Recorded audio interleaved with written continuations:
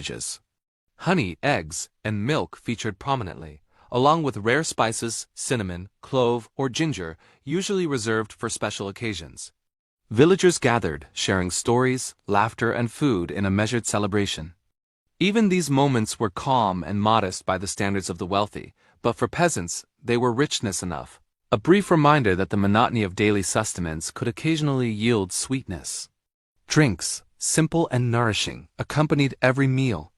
Ale, weak and slightly sour, was the staple, offering warmth and sustenance more than pleasure. Water, drawn from wells or streams, was cold and often earthy, yet quenched thirst without complaint. On rare occasions, small portions of cider or mead appeared, sweetened naturally and consumed sparingly. Every liquid, like every bite, was measured, planned, and appreciated for the support it provided to bodies accustomed to long hours of labor. Preservation was an art form born of necessity. Meat was salted, smoked, or dried. Vegetables were stored in cellars, layered in straw or ashes to maintain freshness. Bread, once baked, could last days if kept dry and covered. Dairy was transformed into cheese or butter to extend its life. Ale was brewed in batches and stored carefully, its slight fermentation adding to its preservative qualities.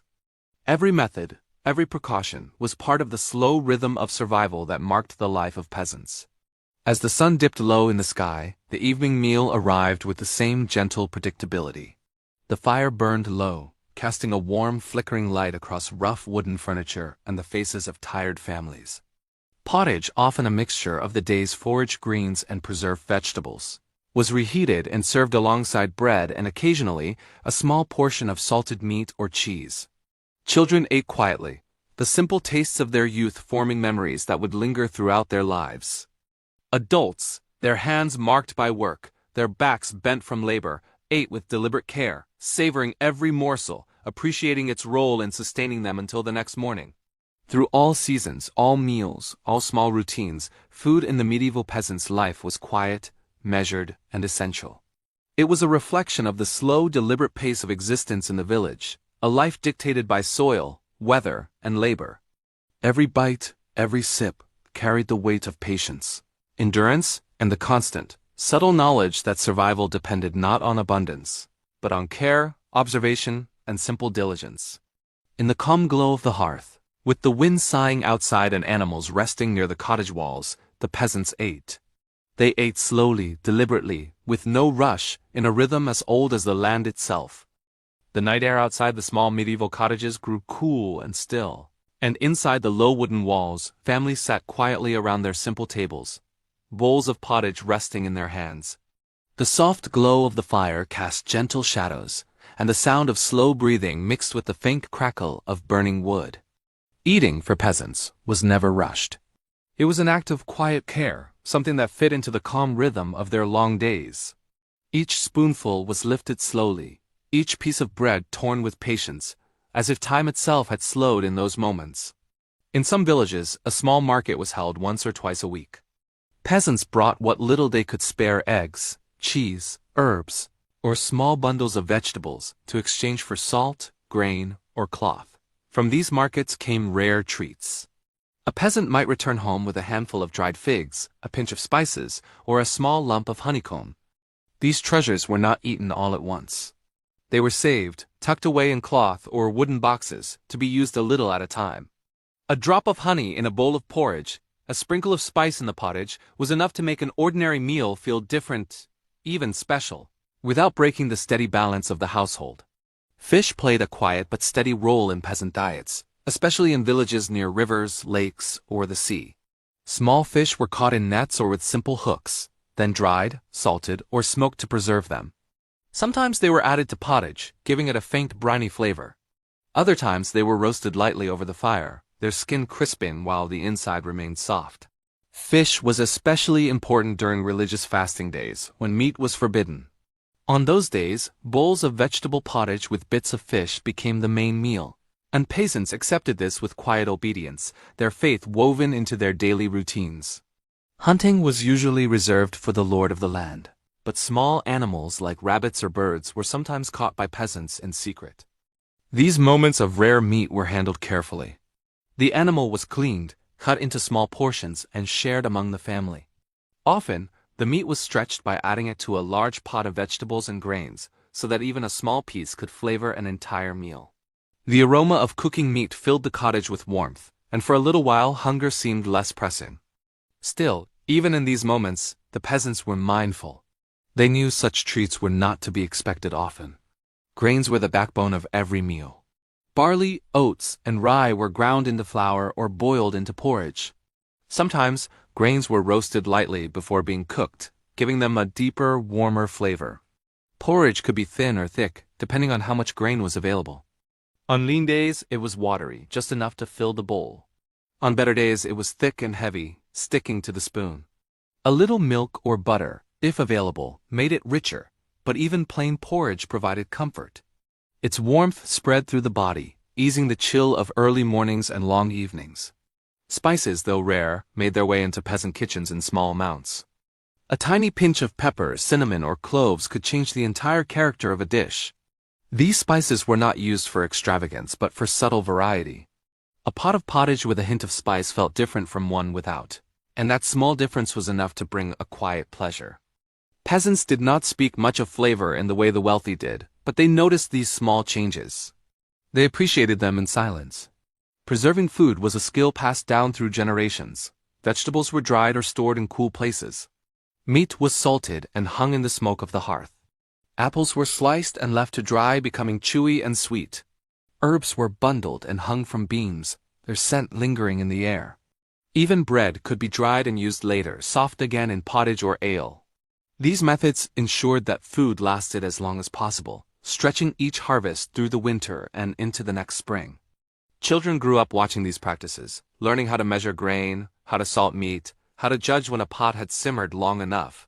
They learned that food was not something to be taken for granted. Every ingredient had a story: the labor of planting, the waiting for rain, the careful harvest, and the quiet preparation by the hearth. Eating was the final step in a long chain of work, and it was treated with respect. Even the animals shared in this cycle. Scraps from the table were given to chickens or pigs. Leftover water from cooking vegetables was poured into troughs. Nothing was thrown away without thought. In this way, the peasant household was a small, self-sustaining world, where every part had a purpose. As night deepened, the bowls were emptied and the fire burned low. Families sat quietly for a while, letting the warmth of their meal settle. The taste of bread and pottage lingered gently, not sharp or exciting, but steady and reassuring. Outside, the wind whispered through the fields, and inside, the soft sounds of breathing and the creak of wooden beams filled the air. Tomorrow would bring the same routines: tending the fields, caring for animals, cooking simple meals, and eating together in quiet companionship. And so, in the slow, unchanging rhythm of medieval peasant life, food was not a source of drama or excitement. It was a constant, a gentle presence that supported every moment of the day. Through porridge and bread, through pottage and ale, through the careful use of herbs, grains, and small portions of meat, peasants sustained themselves. Their meals were simple, their flavors mild, and their routines steady, like a soft, endless hum that carried them through the years, one calm, nourishing bite at a time. In the early hours before sunrise, when the village was still wrapped in a soft, gray quiet, the peasants would begin to stir. A faint glow would appear in cottage windows as small fires were lit once again, and the familiar smell of smoke and grain slowly filled the air. Morning food was never elaborate, yet it was always prepared with care. Leftover pottage from the night before was warmed gently, stirred slowly so it would not burn, and served in simple wooden bowls. Bread, sometimes a few days old and slightly hard, was dipped into the warm stew until it softened. This was how the day began, not with excitement, but with a quiet sense of continuity. The slow pace of eating matched the slow pace of their lives. Peasants chewed carefully, feeling the warmth of the food travel through their bodies, giving them the strength to face another long day of labor. Even when the meal was small, it was enough to create a feeling of steadiness. The fields would still need tending, the animals would still need feeding, and the earth would still wait patiently for their hands. Food was simply part of this cycle, never separate from it. Some mornings there might be a small treat. A bit of cheese left from the previous week, a spoonful of honey saved for a special moment, or an apple carefully stored from the autumn harvest. These were not everyday things, but when they appeared, they were enjoyed slowly. A peasant might take a small bite, letting the sweetness or richness linger, then return to the plainness of bread and porridge. In this way, even the smallest luxury felt meaningful. During the long hours in the fields, peasants carried simple meals with them: a piece of bread wrapped in cloth, perhaps a bit of cheese or a boiled egg if they were fortunate. Water or weak ale was carried in small flasks. When the sun reached its highest point, they would sit on the grass or on the edge of a plowed field and eat quietly. There was no rush, no talking about taste or pleasure. The food was eaten because it was needed, because it kept their bodies moving. The earth beneath them, warm and steady, was as much a part of the meal as the bread in their hands. Vegetables were often eaten in their simplest form. A turnip might be roasted in the embers of a fire until it was soft. Cabbage leaves were boiled until tender. Onions and leeks added a mild, comforting smell to the air as they cooked. These foods did not need much preparation. They were nourishing just as they were, grown from the soil and returned to the body in a quiet, natural way. When the day's work was done and the light began to fade, the peasants returned to their cottages. Evening meals were prepared with the same calm attention as always. The pottage pot was filled once more, perhaps with different vegetables than in the morning, perhaps with a few grains added to make it thicker. Sometimes a small piece of salted meat was cut into tiny bits and stirred in, spreading its flavor throughout the dish. Even a little could make a difference, and that difference was enough. The act of cooking was slow and steady. A peasant woman or man would stand by the fire, stirring gently, making sure nothing stuck to the bottom of the pot. The smell of warm vegetables and grains filled the cottage, blending with the scent of wood smoke. Children might sit nearby, watching the steam rise, waiting patiently for their bowls to be filled. This waiting was part of the rhythm too, a small pause before the quiet satisfaction of eating. Bread was broken by hand, not cut. Pieces were shared among the family, each person taking what they needed. There was no waste, no excess. Even crumbs were gathered and used. Sometimes bread was used as a thickener, stirred into the pottage to make it more filling. This simple trick turned a thin stew into something heavier and more sustaining. On rare occasions, peasants might bake small cakes or flatbreads, using milk, eggs, and a bit of honey.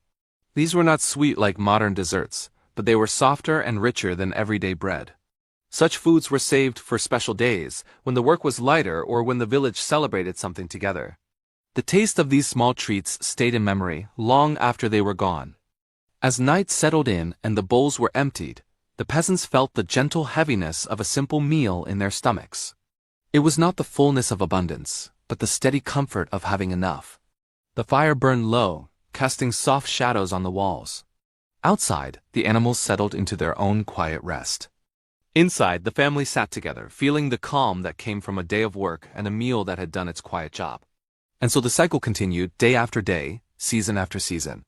Food in the medieval peasant's life was never dramatic. It was a soft, constant presence, like the steady turning of the earth itself.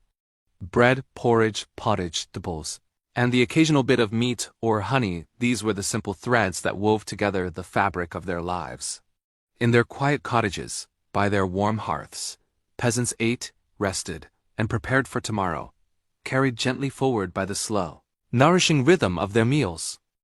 As the days drifted onward in the medieval countryside, the pattern of food and work continued without hurry or surprise. Each morning brought the same gentle rituals, and each evening closed them in the same calm way.